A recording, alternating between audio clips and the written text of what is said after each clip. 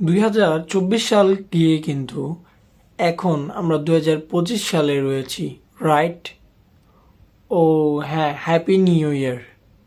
কিন্তু 2024 সালে ফুটবলে ঘটে যাওয়া কিছু ঘটনা কি আমরা ভুলে যেতে পারবো?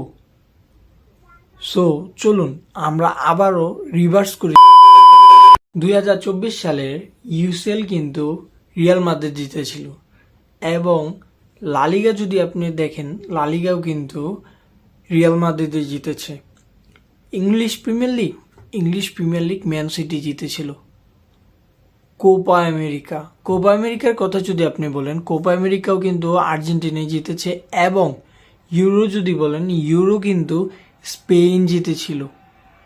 কিছু কিছু প্লেয়ারের জন্য ছিল ব্যাড লাক, কারণ তিনি তার যেই কাঙ্ক্ষিত পুরস্কারটি ছিল তিনি তা পাননি, এবং বাকি আরও কিছু প্লেয়ারের জন্য ছিল তার একটি গুড লাক এবং বলতে গেলে তার সবচেয়ে ভালো ইয়ারের মধ্যে একটা। তাছাড়াও ফুটবলের সবচেয়ে হার্ড মোমেন্টই ছিল যে ফুটবল থেকে অনেক লিজেন্ডরা কিন্তু এই 2024 সালে রিটায়ারমেন্ট নিয়ে নিয়েছে। Manuel Neuer, Luis Suarez, Toni Kroos এবং অ্যাঞ্জেল ডিমারিয়ার মতো লিজেন্ডরা কিন্তু এই 2024 সালেই এই ফুটবল থেকে রিটায়ারমেন্ট নিয়ে নিয়েছে। 2024-এ সব ভুলে গেলেও কিন্তু এই একজোড়া বুট কখনো ফুটবল ফ্যানেরা ভুলতে পারবে না, কারণ এই একজোড়া বুট প্রতিটি ফুটবল ফ্যানের মনে কিন্তু গেঁথে আছে।